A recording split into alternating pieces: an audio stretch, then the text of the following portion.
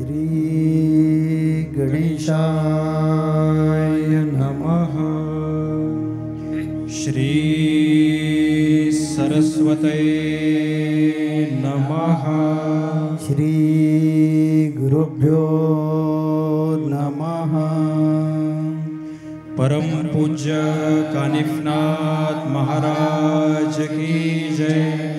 जगद्गुरु रामानंदाचार्य नरेंद्राचार्य महाराज की जय।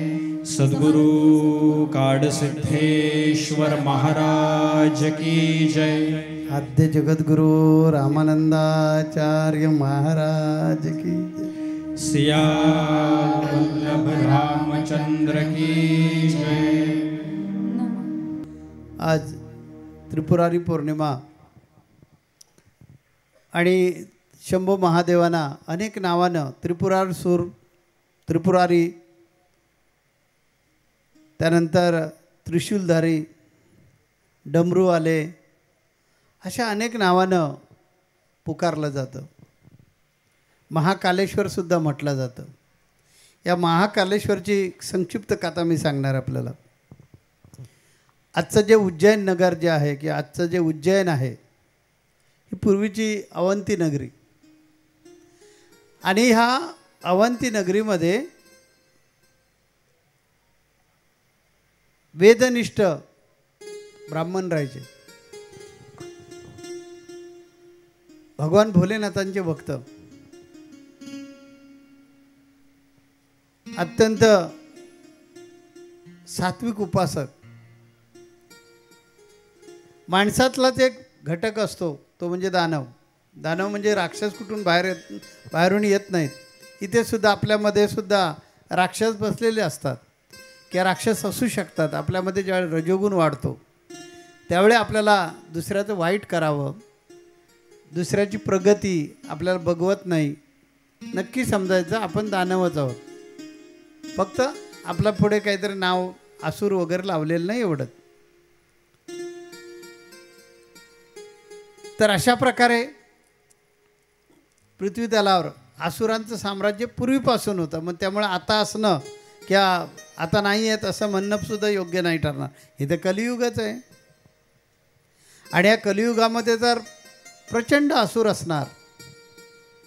कारण इथे सात्विकता जी आहे ती औषधासारखी किंवा मात्रेसारखी आहे असं म्हटलं तरी अतिशयोक्ती ठरणार नाही.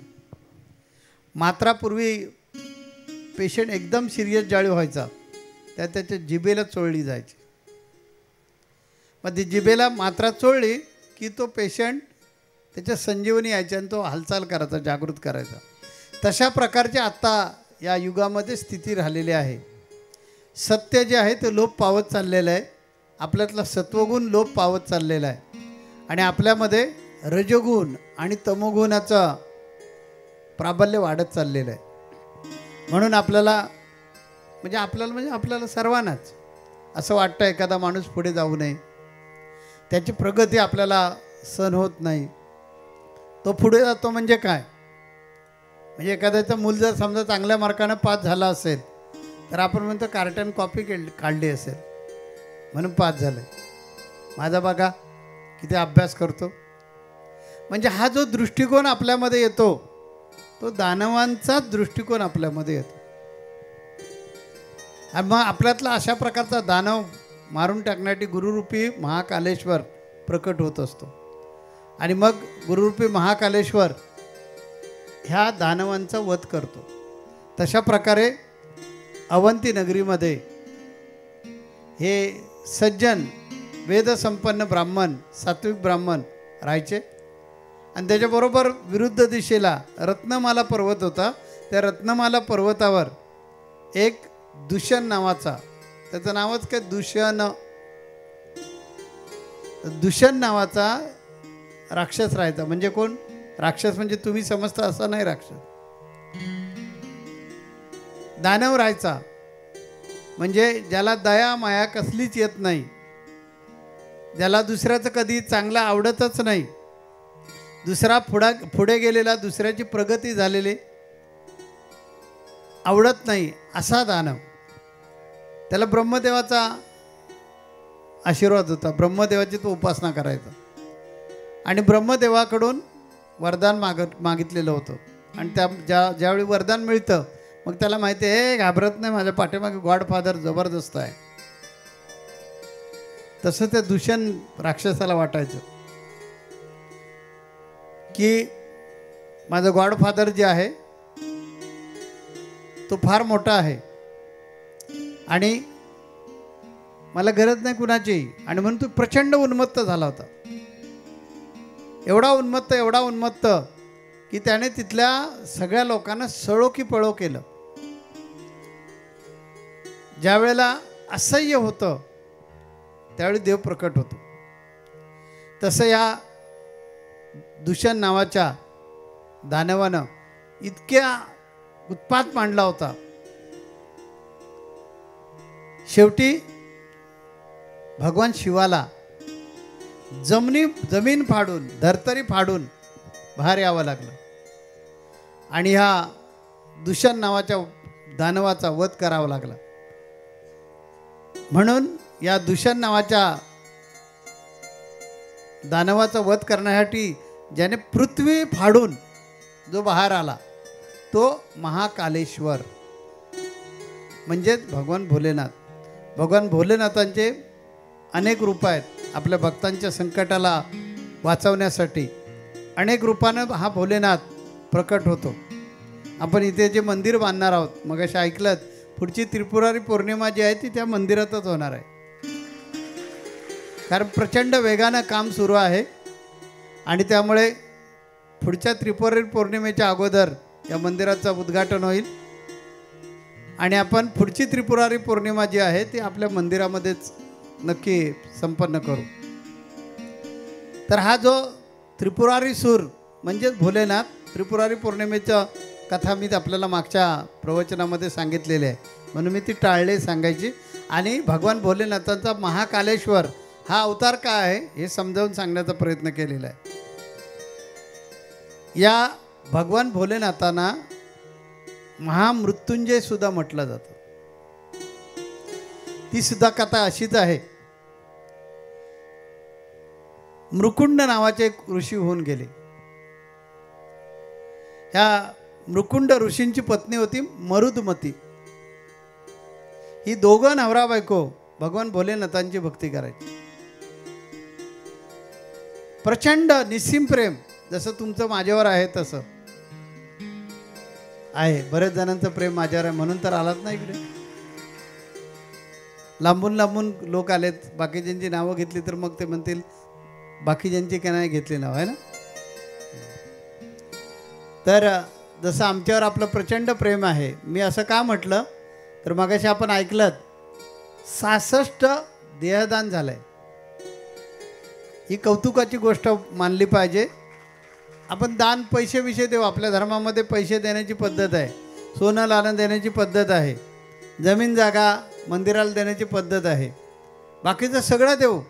पण बॉडी डोनेट करणं हे कठीण आहे. कारण अंतिम संस्कार आपल्या धर्मामध्ये अत्यंत महत्त्वाचे सांगितलेले आहेत, झाले पाहिजेत म्हणून सांगितलेलं आहे. मग केवढी मोठी क्रांती आहे. वैदिक सनातन धर्मामध्ये अंतिम संस्कारांना फार मोठं महत्त्व आहे. अशा संस्कृतीमध्ये आपला जन्म आहे आणि त्या संस्कृतीतले तुम्ही सर्व लोक आहात. पण मी सांगितलं कीर्तिरूप जगावे आणि कीर्तिरूप मरावे. बस गुरुवाक्य मंत्र मूलम. एवढं प्रेम तुमचं सर्वांचं मला प्राप्त झालेलं आहे. असं बरेच म्हणजे असं हाताच्या बोटावर एखादा दुसरा सत्पुरुष असेल की त्या सत्पुरुषाला एवढं लोकांचं उदंड प्रेम मिळालं, प्रचंड प्रेम मिळालं. त्याच्या पलीकडचं प्रेम तुम्ही मला दिलेलं आहे. आणि त्यामुळे बॉडी डोनेट करणं, आता ह्या 66 बॉडी दिसत आहेत, याच्यातल्या 66 बॉडींपैकी जवळजवळ 150 ते 200 देहदानाचे प्रत्यक्ष देहदान करण्यासाठी लोक उद्युक्त झाले. परंतु कुठल्या नाही कुठल्या कारणानं ते हॉस्पिटलमध्ये होत नाही, देहदान होत नाही. कधी कधी सिव्हिल हॉस्पिटलचा नियम आहे की त्यांच्याकडे ॲडमिट केल्यानंतर जर 24 तासाच्या आत ती व्यक्ती गेली तर ते पोस्टमॉर्टम केल्याशिवाय बॉडी देतच नाहीत. त्यामुळे ते देहदान होऊ शकत नाही. अशा बरेच केसेस रिजेक्ट होऊन 66 केसेस आतापर्यंत झालेल्या आहेत. कुणी एकाने विचारलं नाही की स्वामी त्यांचं आता देहदान झालेलं आहे, आता पुढचे संस्कार कसे करायचे. गुरुनी सांगितलं ना, बस तो ऊर्ध्वगतीला जाणारच. किती ठाम विश्वास आहे तुमचा सर्वांचा, नातेवाईकांचा किती ठाम विश्वास आहे माझ्या शब्दावर. आणि म्हणून मी सांगतो की माझ्यावर प्रचंड प्रेम आहे. पैसे कोणी देईल, कोण 10 लाख 15 लाख. आता तिकडे दक्षिण भारतामध्ये तर 5-5, 6-6 किलो, 10-10 किलो, 100-100 किलो सोनं देण्याची पद्धत आहे दानाच्या स्वरूपामध्ये. त्यामुळे ते कौतुक नाही आहे. आपल्या मठाला सुद्धा दान देणारी संख्या कमी नाही आहे. म्हणून तर एवढी 13 पीठं झाली ना, किती 20-25 वर्षामध्ये 13 पीठं निर्माण करणं सोपी गोष्ट नाही. त्यामुळे आपल्या संप्रदायासारखं दातृत्व कुठेच नाही. ह्या सगळ्या दानापेक्षा देहदान हा मला अतिशय महत्त्वाचा माझ्यासाठी उपक्रम होता. आणि त्याच्यामध्ये खरी टेस्ट होती तुमच्या श्रद्धेची. पण त्याच्यात तुम्ही पण दाखवलात आम्ही कमी नाही आहे. तुम्हाला आम्ही आमचा श्वास, आमचा प्राण म्हणून समजतो. आणि ते तुम्ही सिद्ध करून दाखवलं. त्या जसा मृकुंड ऋषींचा आणि मरुदमती यांचा भोल्यानाथावर प्रचंड विश्वास, प्रचंड प्रेम, प्रचंड श्रद्धा. ते शिवभक्त असल्यामुळे त्यांची अपेक्षा होती की आपल्या पोटी एक मूल यावं, जन्माला यावं. म्हणून त्यांनी भरपूर घोर तपश्चर्या केली. शेवटी एक दिवशी शिव प्रसन्न झाले आणि त्यांनी सांगितलं की तुमच्या पोटी मुलंच नाही आहे, पण तुम्ही अतिशय आग्रह करता म्हणून तुम्हाला एक मुलगा देऊ, पण तो अल्पायुष्य राहील. तो वयाच्या 16व्या वर्षी त्याचा मृत्यू होईल. दोन्ही पती पत्नीने देवाचा प्रसाद म्हणून स्वीकारला आणि म्हणाल ठीक आहे, आता आपली जर प्रभू इच्छा असेल आणि तो दीर्घकाळ टिकणार नसेल तर तुमचा प्रसाद आम्ही मान्य करतो, परंतु आपल्याकडून प्रसाद मिळावा. आणि म्हणून भगवान भोलेनाथांच्या आशीर्वादानं मृकुंड ऋषींच्या पोटी, मरुदमतीच्या पोटी मार्कंडेय नावाचा पुत्र जन्माला आला. त्याला आशीर्वाद काय होता? अल्पायुष्य होता. वयाच्या 16व्या वर्षी तो देह ठेवणार होता. अशा प्रकारचा आशीर्वाद. आईवडिलांना आनंद झाला, जसा राजा दशरथाला आनंद झाला होता. श्रावणाच्या आईवडिलांनी शाप देऊ दे, परंतु आनंद काय, निपुत्रिक मरणार नाही. कारण त्यांचा शाप काय होता की तू सुद्धा पुत्र पुत्र करून पुत्रविरहानं मरशील. आणि म्हणून तो जो आनंद राजा दशरथाला झाला होता, तसंच हे जे मृकुंड ऋषी होते त्यांना आनंद हाच झाला की काही का होईना परंतु आपल्या पोटी पुत्र जन्माला येणार. तो आनंद होता. आणि म्हणून त्या आनंदामध्ये ते दोघंही आनंदानं जगत होते. चंद्राच्या कोरीप्रमाणे हा पुत्र वाढत होता. 1 वर्ष, 2 वर्ष, 3 वर्ष, 5 वर्ष, 10 वर्ष, 15वं वर्ष सुरू झाल्याबरोबर अत्यंत व्याकुळ झाले. चेहऱ्यावरचा आनंद मावळून गेला आणि दोघंही पती पत्नी एकमेकांकडे बघायचे आणि अत्यंत नाराज होऊन, व्याकुळ होऊन तो त्या मुलाचा जो विरह आहे तो कसा सहन करायचा म्हणून प्रचंड दुःखी असायचे. आता तो मुलगा 15 वर्षाचा झाला होता. तोही शिवभक्त होता. आणि त्याच्यामुळे त्याच्या लक्षात यायचं की असं का होतं आहे. ह्या वर्षापासून माझी 14 वर्ष झाली, आईवडील आनंदी होते, खुश होते, आणि मी समोरून आलो की दोघं मानं खाली का घालतात, यांचा चेहरा पडलेला का असतो, काय नेमकं झालं आहे, काय नेमकं दुःख कसलं आहे ना. म्हणून तो आपल्या वडिलांना विचारतो, परंतु वडील काही सरळ त्याला सांगत नाही. शेवटी तो आईजवळ आग्रह धरतो आणि सांगतो, आई मला हे सांगितलंच पाहिजे की बाबा दुःखी का असतात, आणि तू सुद्धा काही विचार करताना मला दिसतेस, तुम्ही दोघं आनंदी दिसत नाही. मी तुमचा एकुलता एक मुलगा आहे, चंद्राच्या कोरीप्रमाणे वाढतोय, हळूहळू मी मोठा होतोय, आणि माझा जो आनंद आहे तो तुम्हाला आनंद का वाटत नाही, असं काय मोठं दुःख आहे. बऱ्याच विनवण्या केल्यानंतर एक दिवशी आईनं त्याला सांगितलं की बाळा, तू भगवान भोलेनाथांच्या आशीर्वादाचं फळ आहेस. तुला जन्म मिळाल्यानंतर आम्हाला इतका आनंद झाला होता, इतका आनंद झाला होता. आणि तुझ्या त्या जन्माच्या आनंदामध्ये कधी एकदा दिवस निघून गेले, 14 वर्ष निघून गेले आणि 15 वर्ष आता तुझं सुरू झालं आहे. आणि तुझं आयुष्य जे आहे ते फक्त अजून 1 वर्ष राहिलेलं आहे. आणि त्यामुळे आम्हाला तुझा विरह सहन होणार नाही.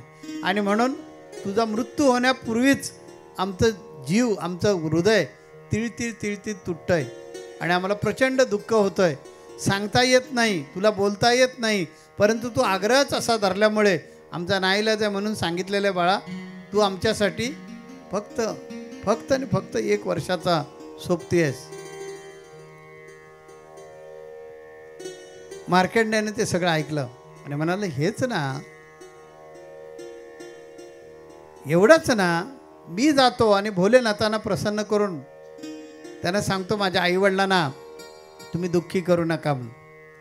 आईवडिलांची परवानगी घेतो, वंदन करतो आणि तो घोर अरण्यामध्ये निघून जातो. 15 वर्षीच निघून जातो. निघून गेल्यानंतर तिकडे एका जंगलामध्ये मंदिर असतं भोलेनाथाचं. तिथे तो तपश्चर्येला बसतो.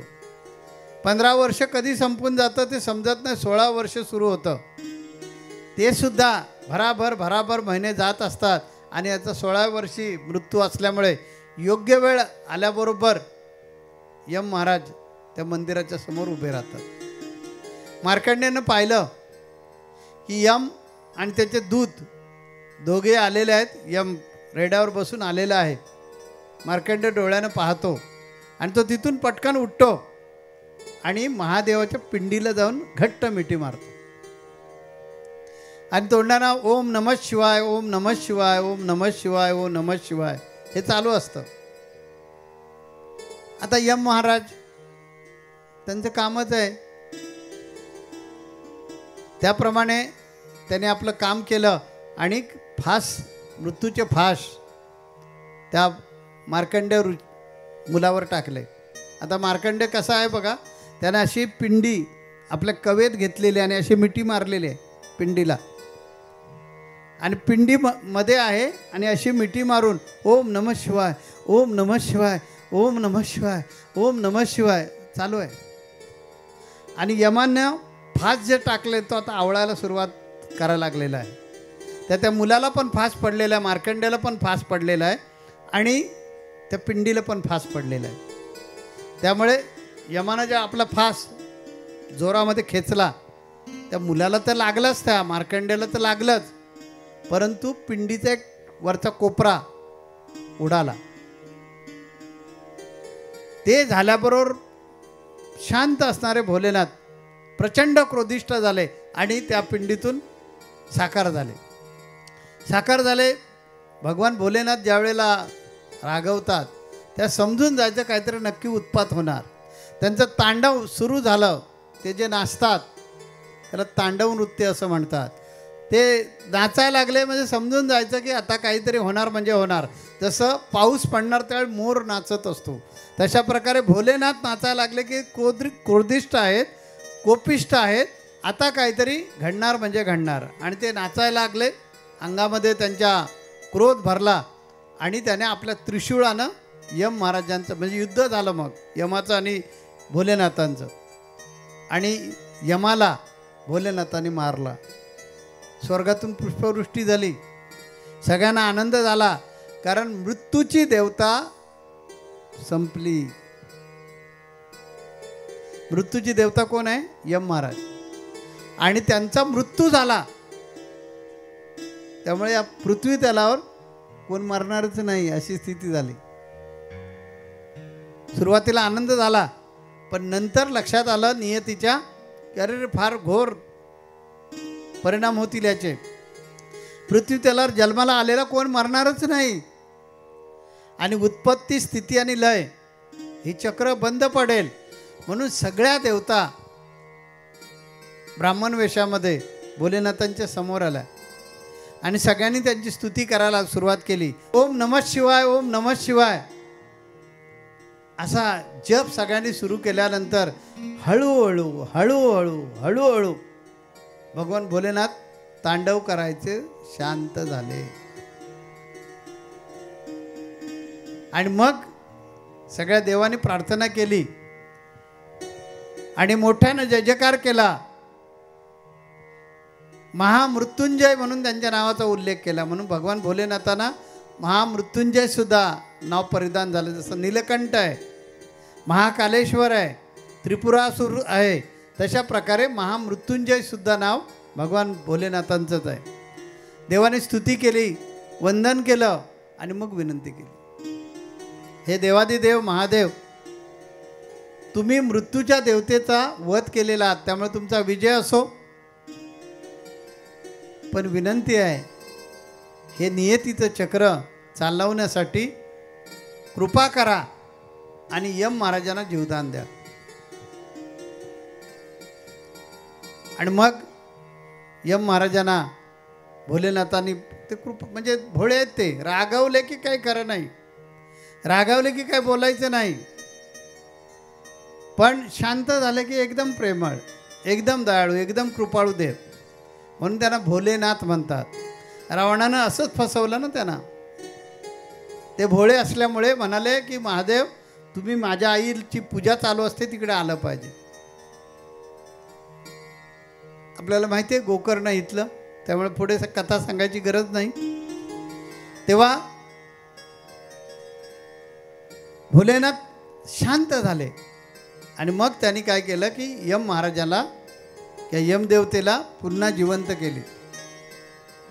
आणि हे जो मार्कंड होता त्याचा मृत्यू होणार होता ना, त्याला मंत्र देऊन टाकला, ओम त्र्यंबके यजामहे सुगंधिम पुष्टिवर्धनम पूर्वारुकमेव बंधना मृत्युर्मोक्षी यमामृतात. हा महामृत्युंजय जो मंत्र आहे तो मार्कंड्याला दिला आणि सांगितलं, तू याचा जप करत राहा, तुझा केससुद्धा बाल पण बाका नाही होणार. आणि या मंत्रामुळे मार्कंडेय आज जे चिरंजीव आहेत ना, त्याच्यात एक मार्कंडेय ऋषी चिरंजीव आहेत, त्याचं कारण ते आहे.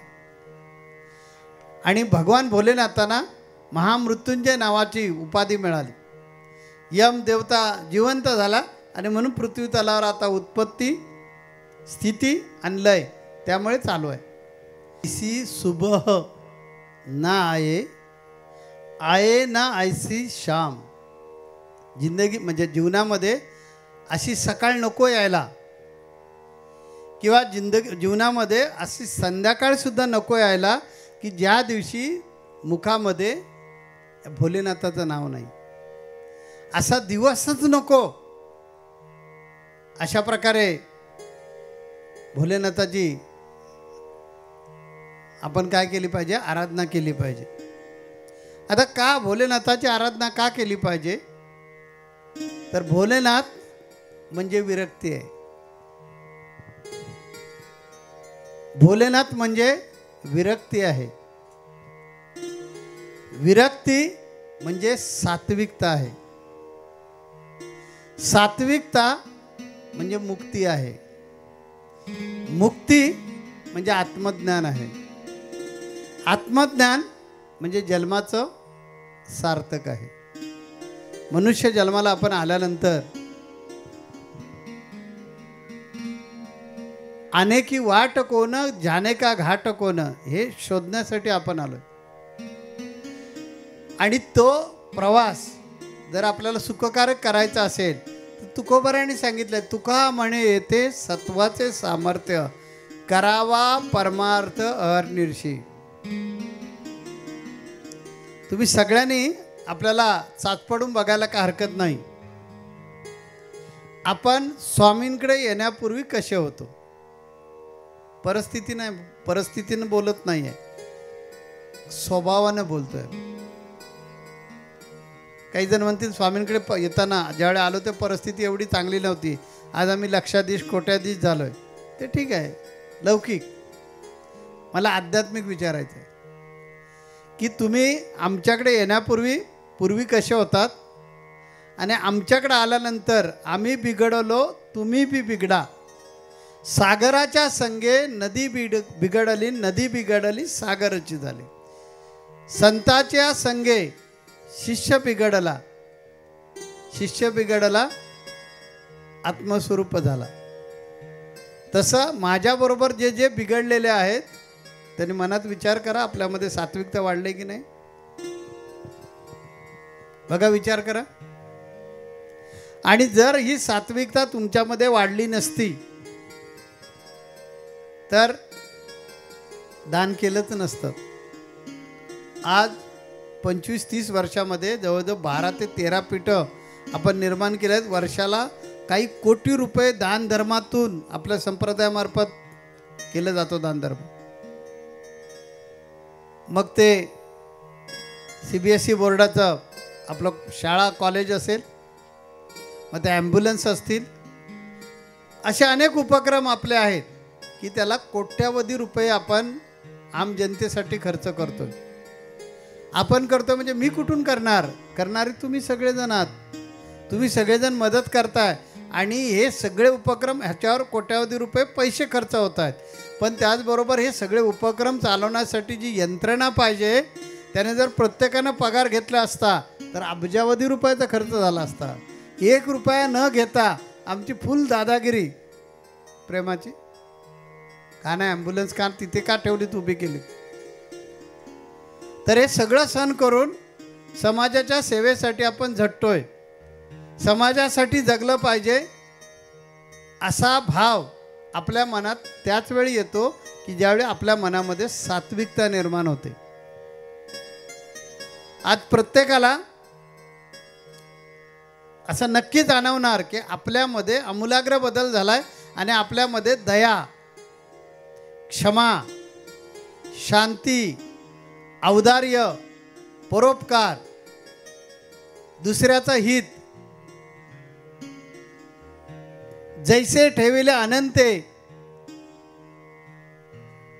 तैशापरी राहावे, चित्ती असो द्यावे समाधान. अशी आपली सगळ्यांची स्थिती झाली की नाही बघा. किती जणांची झालेली नाहीत त्यांनी हात वरती करा. मला वाटलं सगळे हात वरती करतील. उलटा प्रश्न विचारला होता ना, यासाठी विचारला होता की तुमचं खरंच प्रवचनामध्ये लक्ष आहे की नाही. त्या हे जे दातृत्व आहे, हे दातृत्व सात्विक गुणाशिवाय शक्य नाही आहे. म्हणून तुकोबाराने सांगितले, तुका म्हणे येते सत्वाचे सामर्थ्य, करावा परमार्थ अनिर्षी. त्या ही जी सात्विकता आहे ना, ही सात्विकता आपल्याला वैराग्याकडे घेऊन जाते. आम्ही आध्यात्मिक शाळेमध्ये एकदा सांगितलं होतं की आत्मज्ञानाचा मार्ग सात्विकतेच्या अंगणातून सुरू होतो. म्हणून आपल्यामध्ये सात्विकता वाढवा, सत्वगुण वाढवा. सत्वगुण वाढवण्यासाठी बाकी काही नको करायला, तुम्ही जगा आणि दुसऱ्याला जगवा. दुसऱ्याला जगवणे आपली जबाबदारी आहे. तो दुसरा जगला पाहिजे, त्याचं कल्याण झालं पाहिजे, तो आपल्यासारखा आनंद मिळवण्यासाठी सक्षम झाला पाहिजे. अशा प्रकारे प्रयत्न करा बस. त्यामुळे वैराग्य आलं की नाही बघा, असं वाटत नाही इथे बसलेल्या व्यक्तींना, भक्तांना की नको त्याचं मिळालंच पाहिजे. पूर्वी वाटायचं, आता वाटतं ठीक आहे माझं माझ्यापर्यंत, त्याचं आहे ना त्याच्याकडे राहू दे. बघा झालं की नाही मनाचं परिवर्तन. झालं असेल तर हातवरती करा. हे कशाचं लक्षण आहे? हे विरक्तीचं लक्षण आहे. ज्यावेळी आपल्यामध्ये सात्विकता वाढते तेव्हा आपल्याला वाटत असतं की नको माझं आहे ते ठीक आहे, मी त्याच्यात समाधान आहे, तो बिचारा पुढे जात असेल तर जाऊ दे, त्याला काही मदत लागत असेल तरी मी पाहिजे तरी करायला तयार आहे स्वामी, मी काय करू मदत तीच सांगा, पण त्याचं कल्याण झालं पाहिजे. हे जे लक्षण आहे हे विरक्तीचं लक्षण आहे. आणि ही विरक्ती शोधायची असेल तर भोलेनाथांमध्ये शोधायची. भोलेनाथ म्हणजे पूर्ण वैराग्याचं प्रतीक मानलं जातं. मूर्तिमंत उदाहरण म्हणून भोलेनाथांकडे पाहिलं जातं. आपलं हे जे चंचल मन आहे ना, ह्या चंचल मनावर नियंत्रण आणायचं असेल तर वैराग्य आवश्यक आहे. बघा कसं ते सांगतो मी तुम्हाला. काही लोक येतात, स्वामी मला एवढे एवढे पैसे द्यायचे आहेत, माझ्यावर काही नाही परिणाम होत बघा. त्यातले काही 1 रुपया मला हवा वाटत पण नाही. कुणी पैसे देण्याचा प्रयत्न केला तर मी सांगतो, मला काय लाज देतोस का तू? मला कशाला पाहिजे? मला देणार असशील तर भक्ती दे, मला पैसे काय करायचे? स्वामी मला हे तुम्हाला अमुक अमुक द्यायचं आहे, काहीच नको. कोण सोनं घेऊन येतं, कोण पैसे घेऊन येतं, कोण आणखीन काहीतरी मोह दाखवतो. मला काही वाटतच नाही त्याचं, की असं वाटतच नाही ते आपल्याकडे असलं पाहिजे, आपल्याला मिळालं पाहिजे म्हणून. हे कशामुळे? ज्यावेळी आपल्यामध्ये सुचिरभूतता होते, सात्विकता, शुद्ध सात्विकता आपल्यामध्ये ज्यावेळी डेव्हलप होते, त्यावेळी आपल्याला वाटतं काय करायचं आपल्याला, कशाला पाहिजे. पण ते दुसऱ्याकडे असलं तर हां तिथे आनंद आहे, तिथे चांगलं आहे, असू दे. म्हणजे जैसे ठेविले अनंते तैशा परी राहावे, चित्ती असो द्यावे समाधान. हे समाधान ह्या सात्विकतेमध्ये आहे. आणि ही सात्विकता जर शोधायची असेल तर भोलेनाथांकडे, म्हणून तो भोळा आहे. काही जण बोलतात ना, स्वामी तुम्हाला हे लोक भडकवतात आणि तुम्ही नाही बोलत होता. आता खरंच मला भडकवले तर मी ऐकणार का सगळ्यांचं? पण काही भक्तगण करतात आरोप, तुम्ही लय भोळे आहात आणि त्यामुळे हे लोक तुम्हाला फसवतात. ते बघा राखी बोराडे बसलेत ते. मी खरंच फसेन का? नाही फसणार ना. परंतु आपण कोणतरी आहोत. विरक्ती कशी असते? अस्तित्वच विसरलेला असतो, तिथे विरक्ती असते. हे लक्षात घ्या. आपलं जे मन असतं ते चंचल मनाला नियंत्रण आणण्याचं साधन म्हणजे काय आहे? विरक्ती आहे, वैराग्य आहे. सर्व प्रकारचं आकर्षण त्या व्यक्तीमध्ये नसतं. मला हे पाहिजे, मला ते पाहिजे, मला अमुक पाहिजे, मला तमुक पाहिजे, असं आकर्षण राहत नाही त्या व्यक्तीजवळ. किंवा कुणाचा तिरस्कारही ती व्यक्ती कधी करत नाही. भगवान भोलेनाथांनी, ते पुढच्या भागामध्ये मी सांगेन, भगवान भोलेनाथांनी कुणाचाही तिरस्कार केला नाही. आणि भगवान भोलेनाथाला कसलंच आकर्षण नव्हतं. त्याने पार्वती जी आहे त्या पार्वतीला वाटायचं, पार्वती मातेना वाटायचं नेहमी की बघा भगवान विष्णूची पत्नी लक्ष्मी किती वैभवात आहे, ब्रह्मदेवाची पत्नी सरस्वती किती वैभवात आहे, आणि हे स्मशानात आजूबाजूला सगळी भूतं. त्यामुळे तिला मनात वाटायचं. म्हणून भोलेनाथांनी ते जाणलेले म्हणाले, ठीक आहे तुझी इच्छा आहे तर पूर्ण करूया. म्हणून त्याने भगवान भोलेनाथांनी विश्वकर्माला सांगितलं की बाबा एक अशा प्रकारची काहीतरी नगरी उभी कर की तिथे पार्वतीला आनंद वाटेल. आता कधी न मागणारे आणि ते मागतायत. मग विश्वकर्माला इतका आनंद झाला, इतका आनंद झाला, आणि त्याने एक नगरी उभी केली. ती सोन्याची नगरी उभी केली आणि तिला नाव दिलं लंका. लंका म्हणजे आता श्रीलंका आहे ना आपण म्हणतो, तीच. ती सोन्याची नगरी उभी केली आणि सांगितलं देवा नगरी उभी झालेली आहे, आता तिची काय करा तुम्ही, ती वास्तू आहे त्या वास्तूची शांती करा. आता वास्तूची शांती करायची झाली तर तेवढा योग्यतेचा ब्राह्मण पाहिजे वास्तू शांत करायला. म्हणून आपले जे 10 प्रकारचे जे ग्रंथ आहेत त्याचा जाणकार कोण होता तर रावण होता. पृथ्वी तलावर इतका विद्वान ब्राह्मण कोणच नव्हता असा रावण होता. आणि म्हणून रावणाला बोलवलं की तू ये आणि आमची तेवढी वास्तू शांत करून दे. रावणच तो विद्यावाचस्पती. त्याने काय केलं, इतकं सुंदर भूमिपूजन केलं, वास्तू शांत केली की प्रत्यक्ष भोलेनाथ प्रसन्न झाले. त्यांच्या मंत्रांनी मंत्रमुग्ध झाले. आणि विचारलं, गुरुजी तुम्ही अतिशय सुंदर विधी केलेला, कार्य केलेला, मी प्रसन्न आहे, तुम्हाला काय पाहिजे ते मागा. रावणच तो विद्यावाचस्पतीच तो गोड बोलून सांगितलं, देवा बाकी काही नको, ही लंका त्या उपहारामध्ये जर मिळाली असती तर दया झाली असती. भोलेनाथ म्हणाल तर असतो. म्हणजे लंका कुणाला मिळाली? भगवान भोलेनाथांसाठी बांधली गेली. उद्घाटन करायला रावण आला आणि उद्घाटन करून भोलेनाथ एक दिवस पण त्या लंकेत राहिले नाहीत आणि म्हणाले उपहारा करता दिलीत तर बरं होईल. ते बोले तथास्तु. किती भोळे असतील त्याचा विचार करा. म्हणून पार्वतीला म्हणतात लंकेची पार्वती. जी वाक्य म्हणजे म्हण बोलायची पद्धत जी झाली, म्हणजे काय नाही अंगावर, सगळं उघडं बोडका. म्हणजे काय तर दागदागिनं नाही, काही नाही, काही नाही. गरीब एखादी स्त्री बघितली की आमच्या महाराष्ट्रामध्ये म्हणायची पद्धत आहे, काय लंकेची पार्वती आहे. म्हणजे लंका सोन्याची, पण पार्वतीला तिचा उपभोगच घेता आला नाही, म्हणून ती म्हण प्रचलित झाली लंकेची पार्वती. हे भोलेनाथ किती भोळे होते ह्याचा विचार करा. दुसरा म्हणाला असता, रे तुला वास्तुशांतीसाठी माझ्या बोलवलं, माझ्यासाठी, माझ्या प्रिय पत्नीसाठी राहण्यासाठी ती नगरी मी उभी करतोय, त्याचं उद्घाटन करायला तू येतोस आणि उद्घाटन करताना त्याच्या मोबदला उपहार म्हणून तू घेऊन चाललेला आहेस, भेट म्हणून घेऊन चालला आहेस. तुला काहीतरी वाटतं की नाही?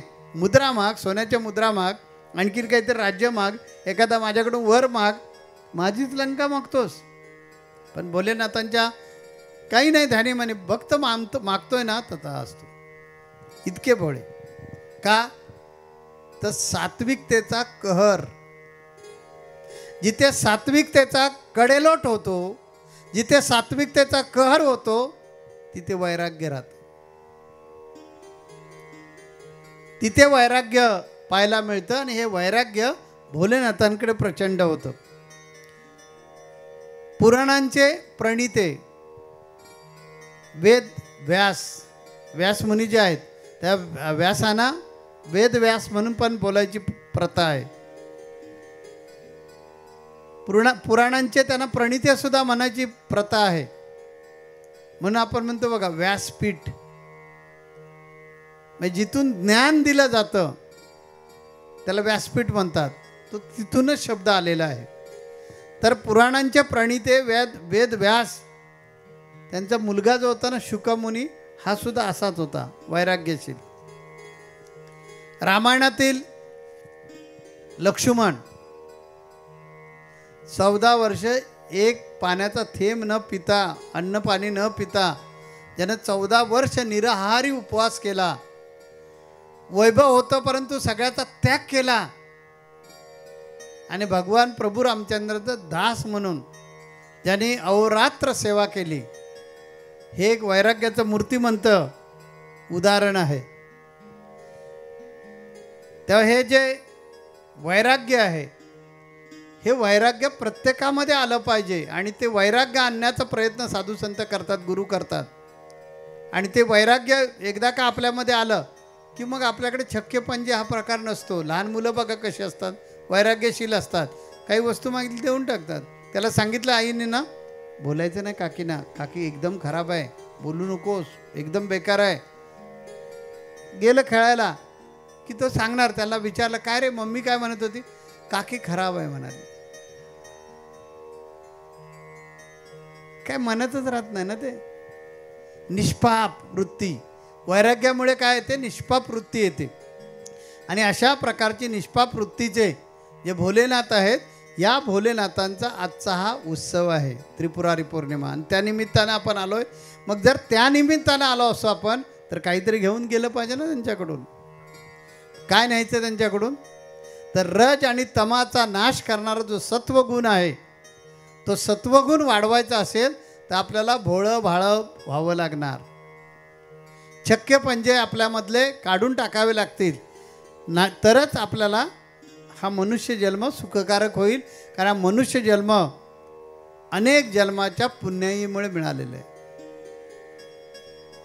अनेक जन्माचं पुण्य आपल्याला जेव्हा गाठी असतं त्यावेळी मनुष्य जन्म मिळतो. आणि असा हा दुर्मिळ जन्म मिळालेला आहे. पुन्हा सुदृढ जन्म मिळालेला आहे. पुन्हा आपल्याला चांगल्या योग्यतेचे सद्गुरू लाभलेले आहेत. तर आता आपल्याला मोक्षाचा निश्चय करायला पाहिजे.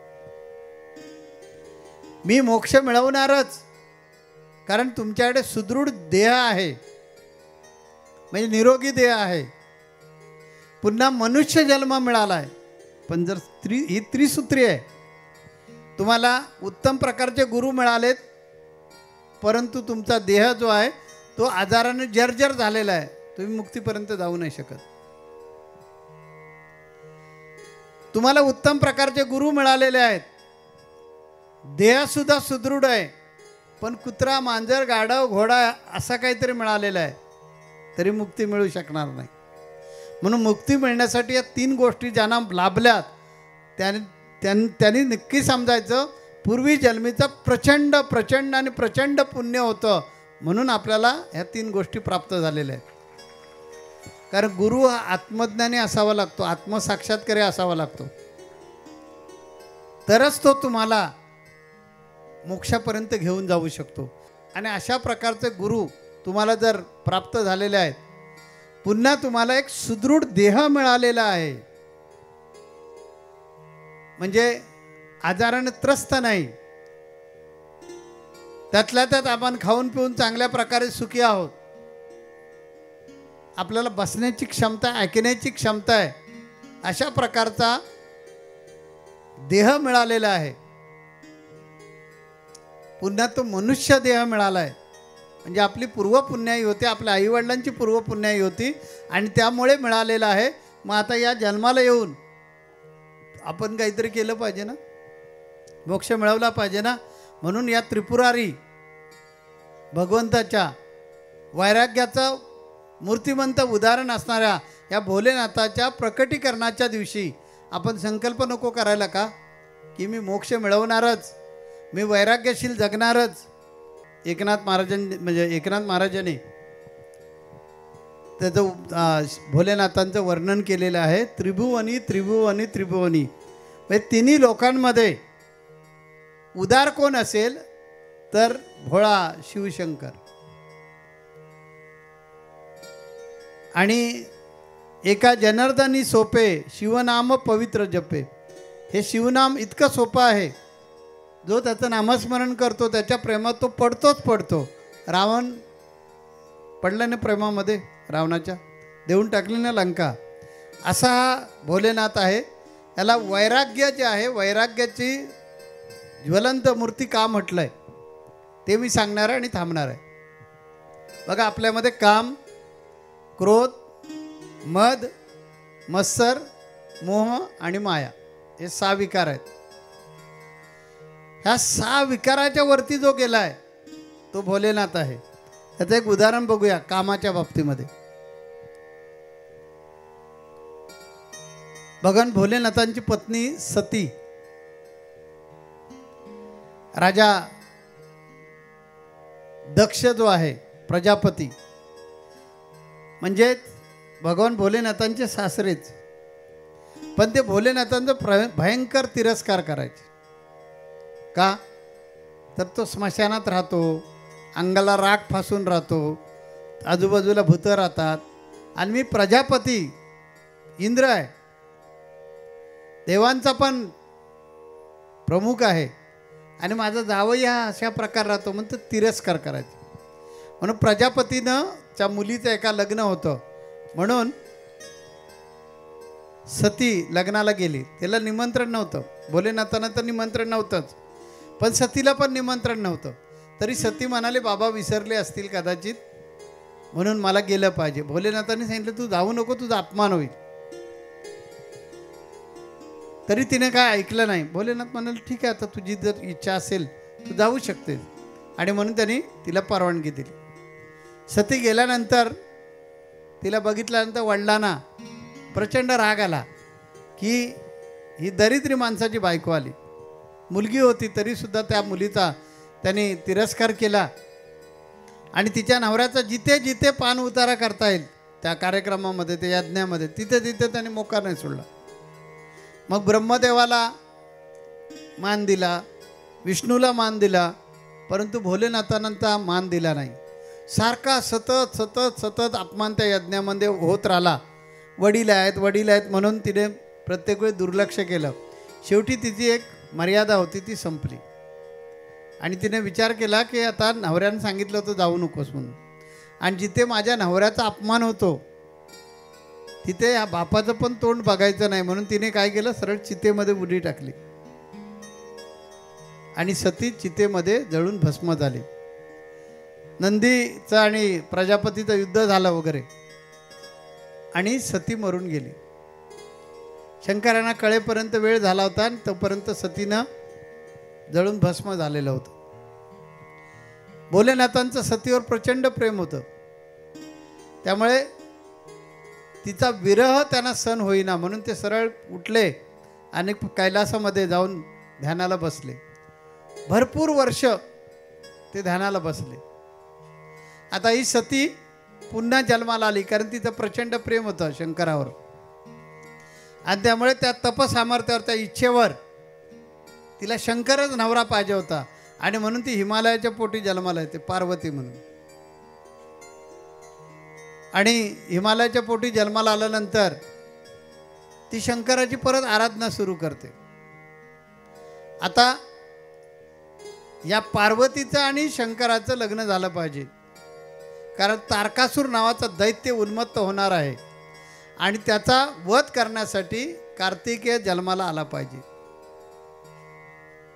म्हणून कार्तिकेयाचा जन्म झाला पाहिजे याच्यासाठी देवांना काळजी. आता कसं करायचं, ह्यांनी तर भोलेनाथाने कबाड बंद करून घेतलेलं आहे. म्हणजे काय, सगळं बंद करून टाकलं आहे. ते उठत नाहीत, बोलत नाहीत, काही नाही, सारखं ध्यान ध्यान ध्यान आणि ध्यान. ते ह्यांना आता उद्युक्त केलं पाहिजे, यांच्यामध्ये ह्यांची समाधी भग्न केली पाहिजे आणि ही जी पार्वती आहे हिमालयाची मुलगी, तिच्याशी लग्न करायला तयार झाले पाहिजे. म्हणून त्यांच्या तपश्चर्याची भंग करण्याची जबाबदारी कामावर देण्यात आली. कामदेव त्याला बोलवण्यात आला आणि देवानी सांगितलं की शंकराची साधना भंग करायची आहे, तुम्हाला काही पण कर, पण ते कर. आता देवांची आज्ञा. कामदेवाला माहिती होतं की भोलेनाथाने तिसरा आपला डोळा उघडला, नेत्र उघडला तर मी भस्मीभूत होणार. हा तिसरा नेत्र जो आहे ना तो ज्योतीसारखा आहे. हे आपले दोन चर्मचक्षु आहेत आणि इथे भुवयाच्या मध्ये बरोबर भोलेनाथांना तिसरा नेत्र आहे, त्याला तृतीय नेत्र असं म्हटलं जातं. तो ज्योतिर्मय आहे आणि तो नेहमी कसा, आपले डोळे बघा हे असे उघडे असतात, तो नेत्र जो आहे तो अर्धवट उघडा आहे, अर्धा बंद आहे ना अर्धा उघडा आहे, असा तो नेत्र आहे. आणि तो उघडला की समजून जायचं भस्म होणार. हे कामदेवाला माहिती होतं, परंतु जगाच्या कल्याणा संतांच्या विभूतीत ही जी म्हण आहे तशा प्रकारे जगाच्या कल्याणासाठी, या विश्वाच्या कल्याणासाठी कामदेवानं हुतात्म्य पत्करायचं ठरवलं. कारण भोलेनाथांची तपश्चर्या भग्न झाली की ते आपल्याला संपवणार हे कामदेवाला माहिती होतं. त्यामुळे त्यांच्या साधनेतून त्यांना उठवायचं आहे. पार्वती काय करायची, दररोज साधना करायची, तपश्चर्या करायची आणि भोलेनाथ जिथे बसलेले होते तो आजूबाजूचा परिसर सगळा स्वच्छ लक्क करून, त्यांना सगळं त्यांची पूजा अर्चा करून, त्याचं साहित्य वगैरे तिथे व्यवस्थित मांडून एकदम सजवून ठेवायची दररोज. आणि पार्वती माता म्हणजे लावण्यवती होती. तेव्हा आता त्यांच्या तपश्चर्याचा भंग करायचं ठरलं म्हणून कामदेव उठले आणि शिवाच्या, शंकराच्या शरीरामध्ये प्रवेश केला. शंकराच्या शरीरामध्ये प्रवेश केल्याबरोबर ह्यांची समाधी भग्न झाली आणि त्यांनी डोळे उघडले. त्यांच्या मनामध्ये काम वासना जागृत होऊ लागली. ही कोण सुंदर मुलगी येते इकडे, आणि तिच्याबद्दल कामुक भाव मनामध्ये निर्माण होऊ लागला आणि यांची समाधी भग्न झाली आणि हे क्रोधिष्ठ झाले. आणि त्यांनी त्या कामदेवाचा भस्म करून टाकलं. ती पुढे कथा तुम्हाला माहिती आहे. आणि मग त्यांनी स्वतःचा आपला जो काम होता तो जिंकला. म्हणून कामावर प्रभुत्व मिळवलं ह्या भोलेनाथांनी विरक्तीमुळे. त्यामुळे हा गुण जो आहे तो त्यांच्याकडे पाहायला मिळतो. त्यांची प्रीती जागृत झाली आणि कामदेव भस्म झाला आणि तिथून त्यांचा काम वासना बंद झाली. मग पुढे आपल्याला माहिती आहे सगळ्या भूतानी वेताळांनी सगळ्यांनी धावत म्हणजे वाजत गाजत जाऊन शंकर पार्वतीचं लग्न लावलं. ती कथा आपल्याला पुढे माहिती आहे. तर काम आपल्यामध्ये हाच काम आपल्याला बिघडवतो. म्हणून तो कंट्रोल राहण्यासाठी आपल्यामध्ये वैराग्य असावं लागतं. एखादी सुंदर स्त्री दिसली की एखादी स्त्री दिसली तर बऱ्याच जणांची तपश्चर्या भग्न होते. का तर आपल्यामध्ये वैराग्य नसतं, मानसिक वैराग्य नसतं आणि म्हणून आपल्याला अशा गोष्टींचं अट्रॅक्शन वाटतं. दुसरा भोलेनाथांमधला गुण आहे तो म्हणजे क्रोध. मगाशी आपण कथा ऐकलीत की प्रजापती हा भगवान भोलेनाथांचा सासरा आहे.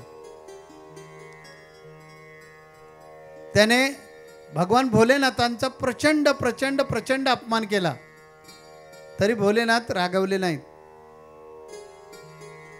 एवढंच काय, त्यांची प्रिय पत्नी सती, तिचं प्रचंड प्रेम, तीच सती परत पार्वती म्हणून जन्माला आली आणि मग पार्वतीचा विवाह झाला आणि मग पार्वतीला कार्तिकेय झाला आणि त्याच्यातून तारकासुराचा वध झाला. गणपती जो आहे, जसं रामाला एकच मुलगा आहे, रामाला एकच मुलगा आहे, त्याचं नाव आहे लव. आणि दुसरा जो केलेला आहे तो दर्भापासून तयार करण्यात आला म्हणून तो कुश. त्या लव आणि कुश, कुश हा दर्भापासून निर्माण करून त्याच्यावर संजीवनी मंत्र अभिमंत्रित केला. कारण ते जे ऋषी होते ते अंध होते आणि त्यांना प्रश्न पडला, अरे लव कुठं दिसतच नाही पाळण्यामध्ये, तो गेला कुठे गेला कुठे, सीता राघवेल आल्यानंतर माझ्या मुलाला तुम्ही काय केलं म्हणून त्याने भीतीपोटी कुश तयार केला, म्हणजे गवताचं एक बाळ तयार केलं आणि त्याच्यावर मंत्र म्हणून त्याला जिवंत केला, तो कुश. म्हणून तो लव आणि कुश असे रामाचे दोन मुलं. तसं शंकरांना सुद्धा एकच मुलगा आहे, त्याचं नाव आहे कार्तिक. आणि पार्वती मातेनं आपल्या तपसाधनेनं जो निर्माण केला तो गणपती. तिला जायचं होतं साधनेसाठी आणि त्यामुळे तिच्या साधनेमध्ये विघ्न यायला नाही पाहिजे यासाठी तिने काय केलं, आपल्या अंगाच्या शक्तीपासून म्हणजे आपल्यापासून तिने एक बालक तयार केलं आणि त्या बालकाला सांगितलं, बाळा तू इथे थांबायचं, आतमध्ये कुणालाही सोडायचं नाही, माझी साधना चालू आहे, त्यामुळे कुणालाही सोडायचं नाही. तो म्हणाल चालेल. महादेव बाहेर लढाईवर होते आणि लढाई संपून महादेव आले आणि पार्वतीला भेटण्यासाठी आतमध्ये जाऊ लागले. ते बालक सोडायला तयार नाही. त्याने भरपूर वेळा सांगितलं, अरे बाबा मी त्या पार्वतीचा नवरा आहे, आतमध्ये आज्ञा आहे, सोडणार नाही म्हणजे नाही सोडणार. अरे बाबा सोड, तर सोडेनाथ. मग भोलेनाथाने काय केलं, त्याचं मुंडकं छाटलं आणि ते आतमध्ये प्रवेश केला. पार्वतीनं पाहिलं तर अरे हे भोलेनाथ आतमध्ये कसं आलं आहे, मग मी ठेवलेला जो रक्षक आहे तो करतोय काय. म्हणून ज्यावेळी पार्वती माता बाहेर येते त्या बघते तर रक्ताच्या धारोळ्यामध्ये तो पडलेला आहे. आता काय करायचं. पार्वतीने हट्ट धरला, काहीही करा परंतु माझा मुलगा परत मला पाहिजे, जिवंत करून पाहिजे म्हणजे पाहिजे. मग गेले रणांगणामध्ये शोधायला मुंडकं, कारण शंकरांनी मुंडकं नष्ट केलं होतं ना, त्यांच्या भूताबितांनी सगळे ते मुंडकं नष्ट करून टाकलं होतं. आता कुठं आहे, इथून मानच नाही ना, गर्दन छाटूनच टाकलं होतं. म्हणून युद्धभूमीवर सगळीकडे फिरून पाहिलं तर एक हत्तीचं तोंड सापडलं, ते आणण्यात आलं आणि त्या बाळाच्या इथे मानेवर ठेवल्याबरोबर ते चिकटलं आणि जिवंत झालं. म्हणून गणपती असा आहे, ती जी सोंड आहे ती त्याच्यामुळे आलेली आहे. तो हा पार्वती मातेचा पुत्र आहे, शंकराचा पुत्र नाही. शंकर आणि पार्वतीचा मुलगा एकच, ज्याचं नाव कार्तिक स्वामी म्हटलं जातं त्याला, जो मोरावर बसलेला आहे तो. तर हा जो क्रोध आहे तो भगवान भोलेनाथाने क्रोध इथे जिंकलाय. प्रजापतीनं सती जी आहे त्या सतीला आत्महत्या करायला प्रवृत्त केलं, पण भोलेनाथाने आपला क्रोध आवरला, कंट्रोल केला. असा हा क्रोध हरणारा जो देव आहे तो म्हणजे भोलेनाथ आहे. आपल्यामध्ये तिसरा प्रकार असतो मद. मद म्हणजे अहंकार. अहंकारामुळे बरेच जण फुकट जातात ना. आम्हाला गर्व येतो, जरा जरी काही आपल्याकडे अधिकार आला, काही पद आलं, तर अहंकाराकडे आपल्या अंगामध्ये मद असला की घमंड येते आपल्याला. भगवान भोलेनाथ तर मृत्यूची देवता आहे. आपण कशालाच घाबरत नाही, फक्त मृत्यूला घाबरतो. आणि ती महामृत्युंजय होऊन सुद्धा त्यांच्यामध्ये कधी अहंकार आला नाही, कधी गर्वानं वागत नाहीत, कधी घमेंडीनं वागत नाहीत.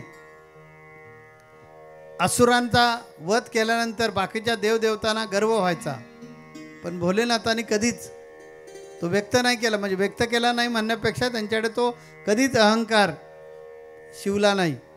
आपण याच्यातून घ्यायचं असतं की उथळ पाणी असतं त्याला खळखळाट असतो, जे खोल असतं ना त्याचा अंदाजच लागत नाही किती खोल आहे ते. हे ज्याच्याजवळ अहंकार नाही त्याचं ते लक्षण आहे. मत्सर, ब्रह्म, विष्णू, इंद्र ह्यांच्याकडे एवढ्या सुविधा आहेत, एवढी सुबकता आहे, तेवढी सुबकता भगवान भोलेनाथांकडे नाही. निर्माण केली होती सुबकता, मगाशी सांगितलं तुम्हाला, ती सुद्धा रावणानं हुसकावून घेतली, गोड बोलून शितापेनं काढून घेतली. परंतु भोलेनाथांच्या मनामध्ये कुणाबद्दल मत्सर नाही.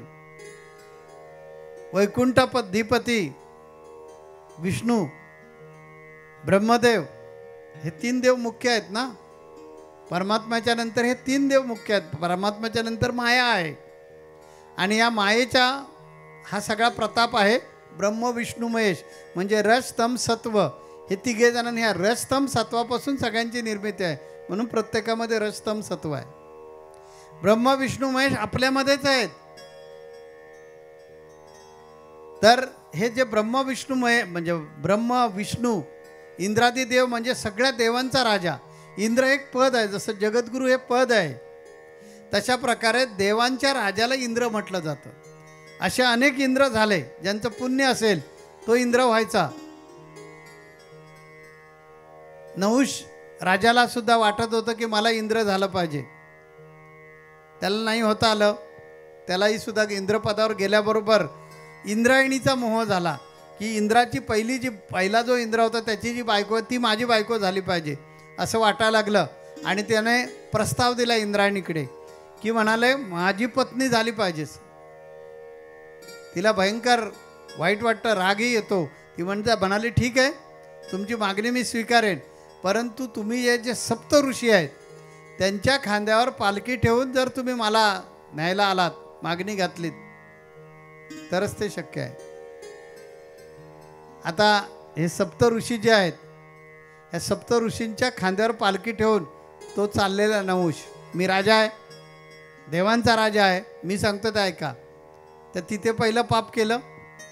त्याच्यानंतर त्यानं लात मारली भृगूना की चल लवकर, म्हाताऱ्यासारखा काय चाललं, चल लवकर इंद्राणीला भेटायचं आहे. आणि मग शाप मिळाला की तू सरड्यासारखा का होशील. म्हणून नहुष नावाचा जो राजा इंद्र होता त्याला सरडा जो आहे ना, तो सरडासारखा रंग बदलतो, तो त्याचं कारण ते आहे. तर भगवान भोलेनाथ इंद्रादी देवांसारखा, आता इंद्र म्हटलं की स्वर्गाचा अधिपती आहे ना तो, त्याच्याकडे वैभव किती आहे. भगवान विष्णूकडे वैभव किती आहे, ब्रह्मदेवाकडे वैभव किती आहे. तो ब्रह्मलोकात राहतो, विष्णू लोकात राहतो, हा इंद्र स्वर्गलोकात राहतो. हे 3 जण वैभव भोगतायत. पण कधी भोलेनाथांना, ते कैलासामध्ये राहतात, भोलेनाथ स्मशानामध्ये राहतात, पण कधी त्यांनी कुणाचाही तिरस्कार केला नाही. त्यांच्याजवळ मत्सर हा नव्हता. का नव्हता, तर सात्विकता प्रचंड होती. आणि प्रचंड सात्विकता असल्यामुळे ते भोळे बाबळे होते. आणि म्हणून त्यांना वैराग्याची जी मूर्ती आहे ती म्हटले जाते. त्यांच्याकडे मोह नव्हता. भगवान प्रभू रामचंद्र मनुष्य रूपामध्ये ज्यावेळी आले, म्हणजे भगवान विष्णू मनुष्य रूपामध्ये ज्यावेळी आले, त्यावेळेला सीता त्यांची पत्नी झाली, म्हणजे लक्ष्मी माता पत्नी झाली. आणि ही जी सीता आहे ती खरंच लक्ष्मी आहे का, आणि हा राम जो आहे तो खरंच विष्णू आहे का, त्याची परीक्षा घेण्याची पार्वतीला इच्छा झाली. ती मानायला तयार नाही. तुम्ही आराध्य आराध्य एका माणसाला म्हणता. भगवान शंकर आराध्य मानायचे रामाला. एका माणसाला तुम्ही आराध्य आराध्य कसं काय म्हणता? तुम्ही तर प्रत्यक्ष शिव आहात, ईश्वर आहात, आणि तुम्ही एका माणसाला परमात्मा कसं काय समजता, आराध्य कसं काय समजता? त्या भगवान शंकरांनी सांगितले नाही, ते खरंच आराध्य आहेत. म्हणून भोलेनाथांनी म्हणजे पार्वतीला परीक्षा बघायची होती रामाची. तेव्हा सीतामाईला घेऊन रावण गेला होता आणि विरह रामाला झालेला होता सीतेचा. म्हणून पार्वतीने त्यांची परीक्षा बघण्यासाठी, हा देव आहे ना, मग असं कसं काय माणसासारखे भोग रडतो काय, झाडांना मिठ्या मारतो काय, सीता सीता म्हणतो काय, आणि एका देवाची बायको पळवतो एक रावण म्हणजे काय, सामान्य माणसासारखं जीवन जगतो म्हणजे काय, आणि तरीसुद्धा आराध्य, असा संशय भगवान कृष्णाच्या जन्माच्या वेळेला दुर्वासांना पण आला होता. दुर्वासा ऋषी जे होते त्यांनाही वाटायचं की हा मनुष्य, याला देव कसं काय म्हणतात, हा देव कसा असू शकतो, हा सगळं माणसासारखा वागतो, सगळं माणसासारखं त्याची कामं आहेत, मग त्याला देव कसा काय म्हणायचा. म्हणून त्यांची पण कसोटी झाली. तशा प्रकारे पार्वती मातेनं रामाची कसोटी घ्यायचं ठरवलं, आणि त्याला विरह झालेला, रामाला विरह झालेला आहे, तो बरोबर फायदा उचलायचा ठरवला, आणि पार्वती मातेनं सीतेचं रूप धारण केलं आणि ती रामाकडे येऊ लागली. पण राम हा देवच आहे, त्यामुळे त्याने सीतेच्या रूपात आलेल्या पार्वती मातेला माता म्हणून हाक मारली, नमस्कार केला. मग पार्वतीला कळलं की नाही, हा खरं माणूस नाही, हा देव आहे. आणि भोलेनाथ का समजतात त्याला ईश्वर, ते कळलं. पण इकडे परिणाम झाला. भगवान भोलेनाथांनी सांगितलं, मी तुझा आता स्वीकार करू शकत नाही, कारण तू सीतेचं रूप धारण केलंयस. माया, शेवटचा गुण आहे माया. म्हणजे दोन अर्थानं समजलं पाहिजे माया. एक संसारातून निर्माण होते ती माया, ममत्वामुळे निर्माण होणारी माया जी आहे. तर भोलेनाथ जे आहे ते कधी ममत्वामध्ये अडकले नाहीत, वैराग्यशील राहिले.